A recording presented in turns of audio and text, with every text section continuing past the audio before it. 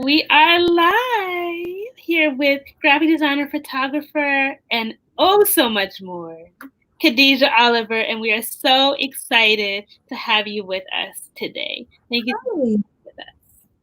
Thank you for inviting me. Yes, for sure. So, in normal fashion, let's hop straight into this interview. You ready? Yes, indeed. All right. So, how did you first get involved in photography and graphic design?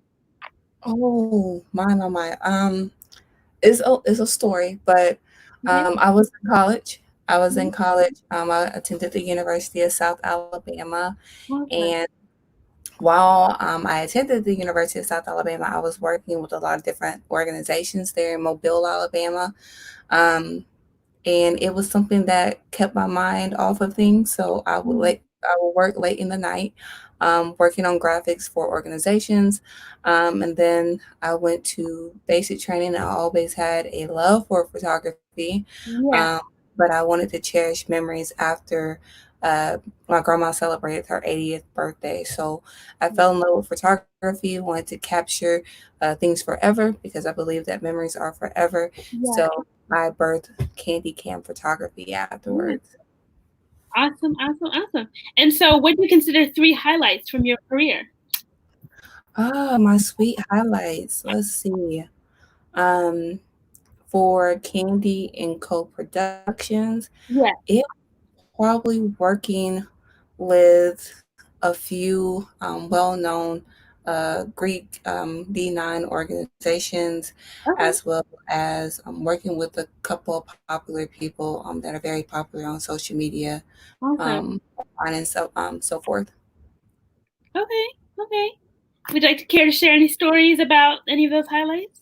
Ah, um, I am one that is very, how can I put it? That is very uh quiet. I Okay. don't really like sharing I don't like sharing like my creativity most of the time. So Okay. when I stepped out, I was like, okay, I'm in a business. You have to you have to come out of that. So Yeah. um I was working with one particular person, and like they gave me like 10,000 tasks to do. Like I was only supposed to do a logo design, which turned into something way more than just a logo design. It became a website. It became, a lifelong relationship and bond. Mm. And you know, after that type of work, because I didn't understand, I was like, oh my gosh, I'm up to like 3, 4 o'clock in the morning working, and then I'm working a regular 9 to 5 at that time, and it was just a lot. But Mm. during that time, it opened my shell and my creativity. Mm. What looks good to me may not look good to all of my clients. Yeah. But Yeah. after a while, once I got the hang of the actual um, graphics, which then turned into photography, Mm. um, it was a good relationship. And even now I still think of him as a mentor. Even now, we have a bond that is, oh my gosh, amazing. Mm. I call them, I'm like, hey, what you think about this? Because I know that they have a different eye than I do. Yeah. And I think that was the best part, like just working with people that have different visions, but at the same time, um, they're really, their best interest for me is to see me grow and be successful and win. Yeah. Awesome, awesome, awesome. And so, congratulations are in order. You're working on your master's, which is Thank so you. exciting. High level of education is always an exciting thing to get into, especially a master's going into your PhD. So, what drew you to the field of obstetrics and gynecology? Uh, oh my goodness. When I was younger, I always said that I wanted to be a doctor. I Mhm. did not, how can I put it? I did not have like a typical childhood where I was just like, oh my gosh, I want to be a princess. No, I already knew that I want to be a doctor. Later on, I discovered that I want to do obstetrician gynecology because I loved kids. So I was like, that's the best way to go. It's obstetrician gynecology and pediatrics. Mhm. A extra field in, how can I put it, being a surgeon. So I want to be a pediatric surgeon as well. I love kids. Yes. Awesome. And so switching, a little bit more sensitive topic, a little bit not necessarily more important, but an important topic and thing to speak about. So, with the current climate of the Me Too movement and the recent assaults on Black women, how do you feel these issues need to be addressed? And what actions have you been taking or do you take to help speak out or help in reform? Okay. So as far as the sexual, say it again. I was just saying it's a deeper topic. Yeah. Oh yeah, yeah. We're in a whole deeper field. This is a conversation that I think that everyone should have. Mhm, With the most recent assault on African American women, mhm, Africans in general, in our community, I mhm, think it's something necessary. Me personally, I have seen and worked with various of women's, even men in our community that have suffered from sexual assault, domestic violence, anything like mhm, that, some type of violence mhm, in general. So, me personally, I take a stand. I'm a victim's advocate. mhm, So, with me being a victim's advocate, I have various of cases, meaning that I go to the hospitals with mhm, our actual survivors. I sit through a thorough rape kit. I listen to the story as if, they tell the story as if I was there. mhm, Um, Police reports, stuff like that. I've done it. mhm, I've been there with them throughout the process.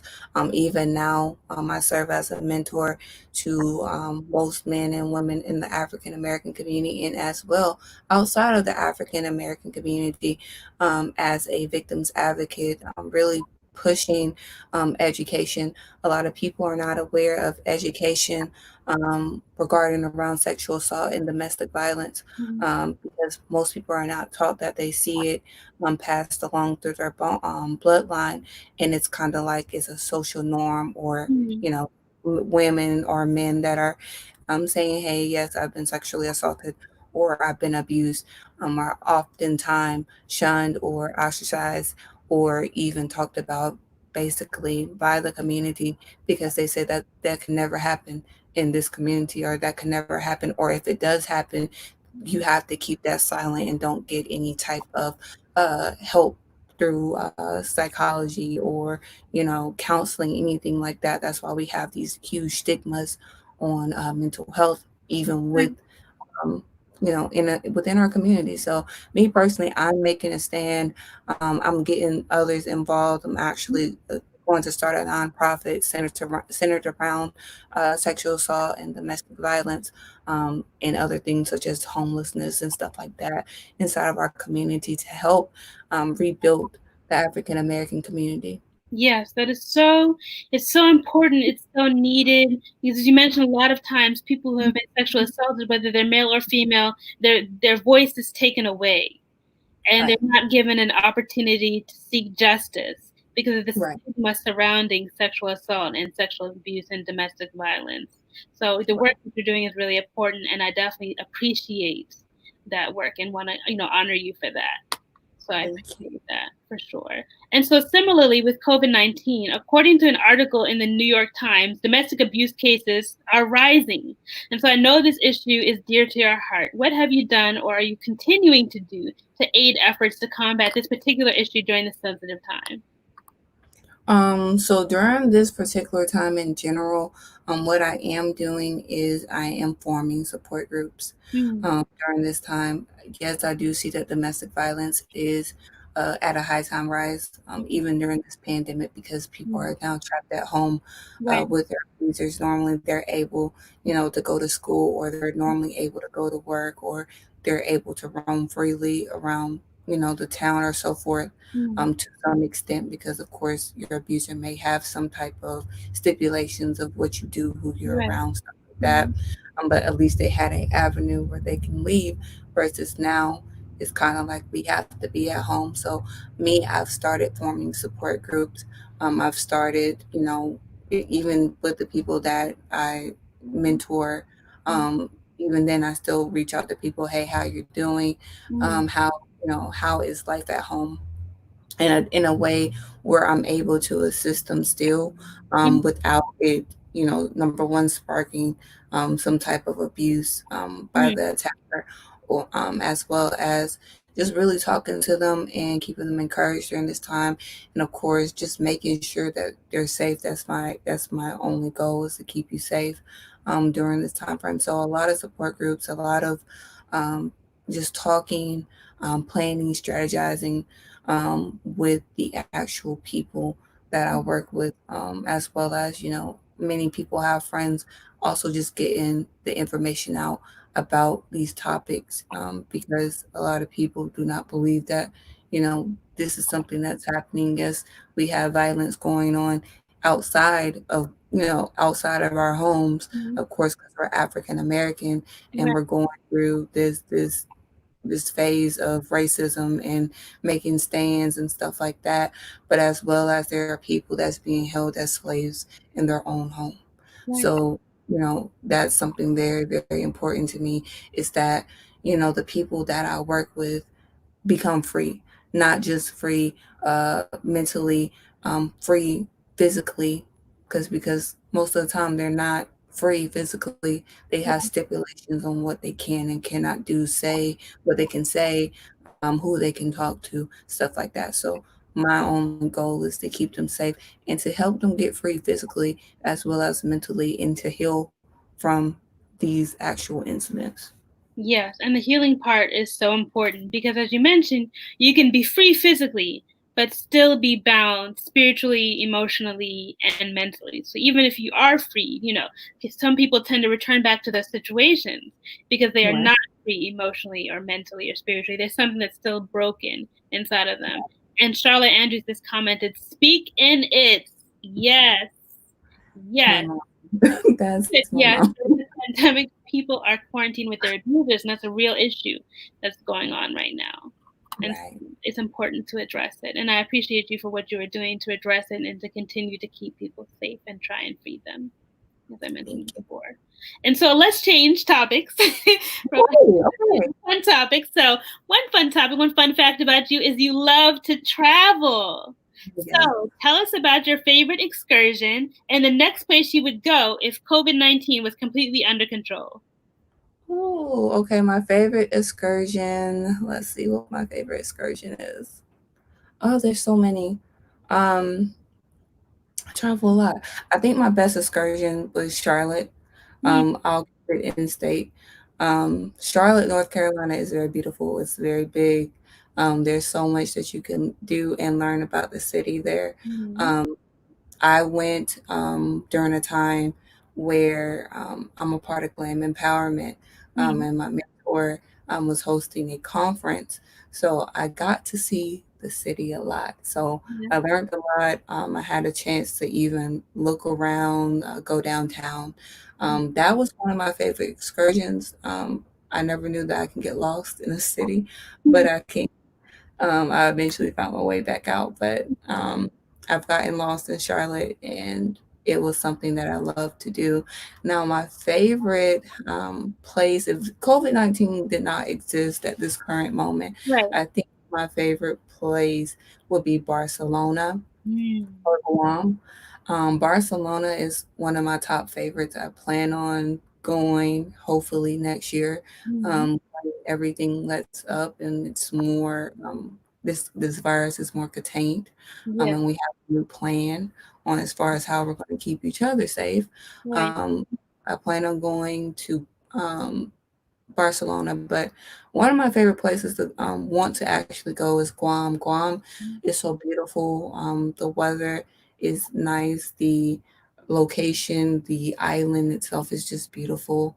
mm. Um, that's one of my top picks. If I can go anywhere, it will be either to Guam or Barcelona. Yes, Barcelona is on my list as well. So I feel you. I definitely feel you there. And so, switching topics again, how do you feel about the importance of education? You're getting your master's, and so can you speak on that in the Black community? How important is education? Whew, education. My mom taught me a lot about being educated. My mom was a single mother who she had help from her family, but she strived hard to be the best that she can be, which has now landed her with a magnificent job, where she's making close to six figures or six figures at most. with her job, but she taught me the value of education, even though I get upset because I used to be like, why are you fussing with me about a B? But a 89 didn't fly. It didn't fly in her house. A 89 wasn't right. You get in trouble with an I 89. know, right? So, Yeah, she was relate. very stern. She was stern with me for education, Mhm. which took me to South Alabama. I can remember a time I was in college and she asked me about a grade. I was like, I made a C. And she was mad. She was heated. She was very heated with me.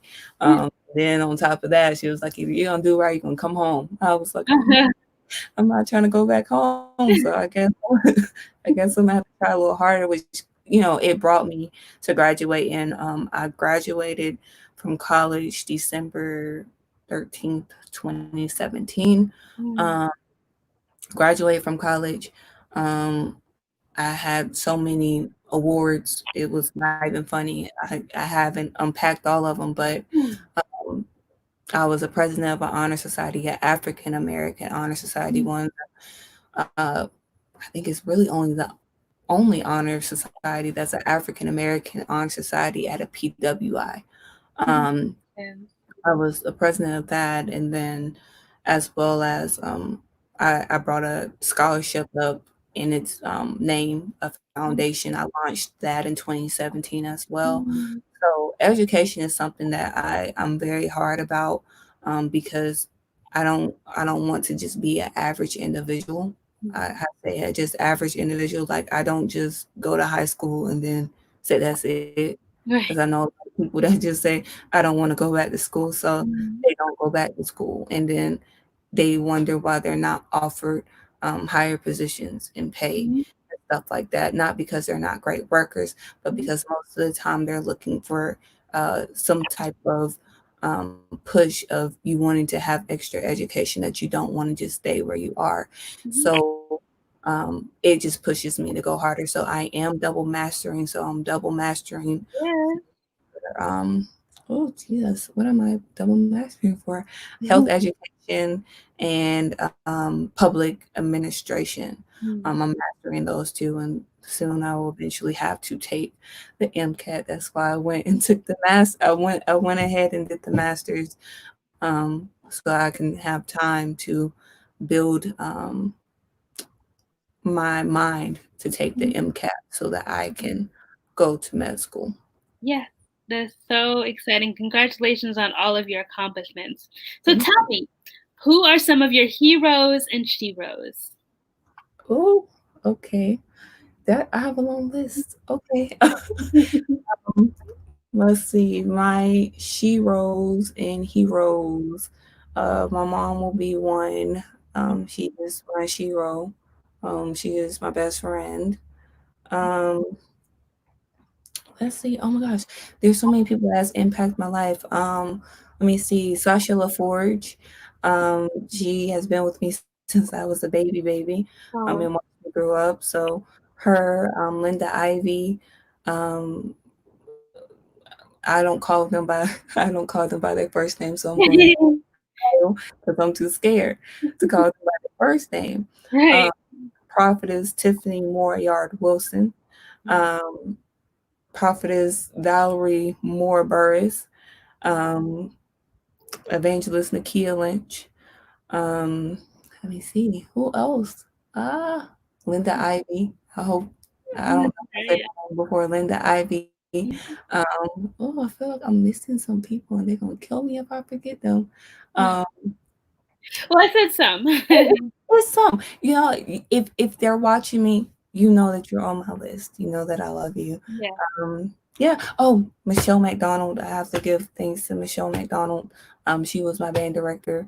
Um, yeah, I have so many sheroes. They have helped me out over this time of my life. I've had a rough ride, a rough ride. So they have sat there and listened to me cry. And Shamika Cohan, she has listened to me cry a lot. Um, I have so many heroes. They have helped me out. Now I do have heroes. My uncles have been great. They have been great. They are father figures. Um, actually, I'll be like, when I get married, I think I'll just have both of them walk me down the aisle. Yeah. It's too hard to choose. Right. Um, you know, I have a grandma. My grandma, she's my world. I had a great grandma. She was my great grandmother's. My great grandmothers were my world too. Mm. So I have so many. I think I have a lot of people. I'm very loved and very cared for, very spoiled. So it's just I have so many that I have. They have to be in my circle. Like Yes. my circle, it's not a big circle, but I only have people that actually care and have the best interest for me in my circle. So I have a lot of them, but they all play different parts in my life. They all play different, you know, different roles in general. So I believe she roles and heroes are important. Yeah. Um, you know, and For, my pastors, they're great too. yes. No. Gotta mention that for sure. Yeah. You can't forget the pastors because Oh, yeah. they'll find out about it and they're like, "Oh, I didn't help you." Oh, Yes. Well, this has been such a special episode. I mean, given the topics that we've been talking about, and having you on the show, I really appreciate you coming on and speaking with me and speaking with my audience today, for sure. It's definitely been a pleasure. indeed. So, unfortunately, though, we have come to the end of this week's episode of Midweek Motivation. And so, what words would you like to leave our audience with? Ah, okay. I've been on a high this week with so many different motivational quotes. So my only aspect of just talking to the community in general is we're in a difficult, dark time, but be somebody's light. Um, be somebody's light. Be somebody's go to. I know that we are in a pandemic slash, we fighting to stay alive because we're African American. I get that. But any entrepreneurs out there, value yourself as an entrepreneur. Do not let people devalue you because your prices don't seem right to them. Right. That is something that I'm working on, not just telling you. It's something that I'm working on myself, Mhm. um, and as well as just open your mouth and speak. Be a positive light to somebody for real, because at the end of the day, um, we're going to need people like you to actually bring light, because we're in a dark time and a lot of people do not, they don't understand what time that we're in. But a lot of millennials don't understand it. They just understand is that they're killing black people. Right. Why are they killing black people? And not Mhm. to say that our history teachers did not teach us, but be educated, be black and educated. You Yeah. don't, I mean, half of the times, I know that we read these articles, but make sure we're really understanding what's going on before we start opening our mouth, about things and topics that we're not educated in. Yeah. Um, if you don't know the answer, it's okay to not know the answer. Yeah. Always, find somebody. You can always talk to somebody and help find the answer. There are people that we have different resources that is available for the community. I tell people now, if you need anything, well, of course you see me on here now. Just Yeah. just find me. My name is still the same. I don't change my name. I've never changed my name on Facebook. Mm. Um, I believe in keeping my name professional Mm. on Facebook. So, um, I tell anybody if you need anything, contact me. That's totally fine. But Mhm. if you don't have, resources, always find somebody, because there is somebody that have the resources that can help you, that can really benefit you. And it's okay. We're going through a dark time. It's okay to seek counseling. That's Yeah. another thing that I want to. I'm actually getting ready to go into a health and wellness chat with my sisters from Glam Empowerment. Mhm. But it's okay if you don't, if you don't know the answers. It's okay if you need help, because a lot of people again, they don't understand, what's going on. Of course, you need an outlet to vent other than, Mhm. things that are negatively impacting your life. So, it's okay to get counseling. That's Mhm. another thing that I would recommend to people as well. Being an entrepreneur is very stressful. So, of course, I have to seek counseling. I have to seek counseling for lot of different issues, but I have to seek counseling in general, because being an entrepreneur is hard. Living life sometimes is hard. Mhm. So it's always, you guys just just make sure that you're getting the resources that you need. It's okay. I mean, we're African American don't mean that we can't talk to people. Yes, they used Yeah. to say back in the day, what happens in my house, stay in the house. That rule is out the door. I don't care about that rule. I tell anybody I don't care about that rule. And I won't teach that to nobody. What happened in your house, stay in your house. Because what happened in your house may be bad. You need a positive outlet. Yeah. So please seek counseling. That's one thing I'm very heavy on is mental health, sexual assault, domestic violence, Mhm. and education, just Yeah. education in general. So all those topics that we talked about today, Yeah. get, find you an outlet, get you a journal, get some. Mhm. Listen to music. I listen to music. I swear I'll be in my room at 3 o'clock in the morning working on client stuff, singing my heart out. Like I have no cares in the world, knowing I got to be up at 6 o'clock in the morning. But Yeah. it's totally fine. So that's all that I really would have to say. Like, really, really be yourself. Learn to love yourself too. A lot of people don't learn how to love themselves. They let people create them how they want them to be. And Mhm. don't let nobody create you because God created you for something. So you can't allow people to create you and then you're not the real you. You're a false image of you. And Yeah. now you need people to validate you. So you don't want nobody validating you because you should already validate yourself. You know who you are.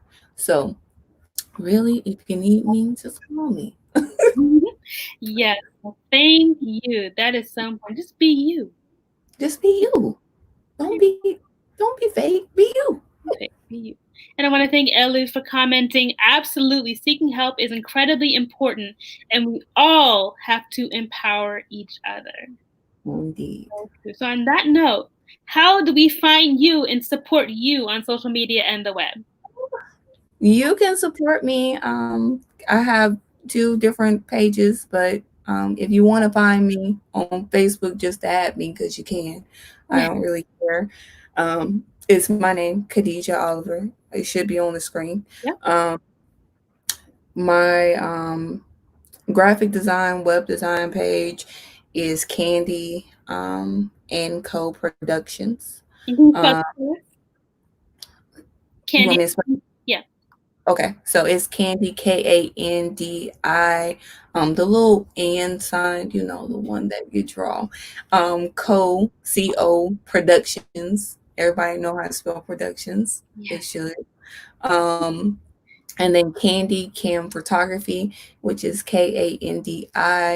Cam is Kam, and then photography. So I have those two pages. And if you go to my Facebook pages, they instantly have my Instagram information up there as well. Um, yeah, I got several pages, my personal page and my business page. I have a modeling page, but I don't.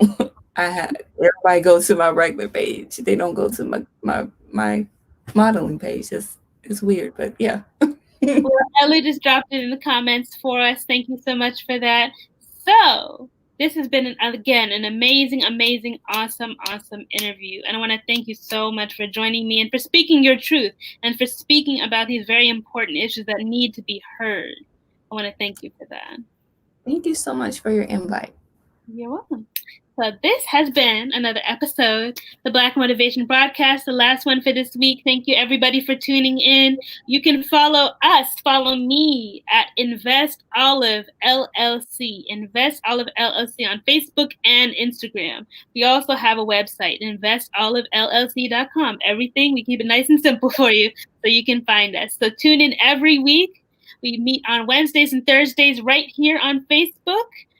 7:30 p.m. and 8:30 p.m. every time.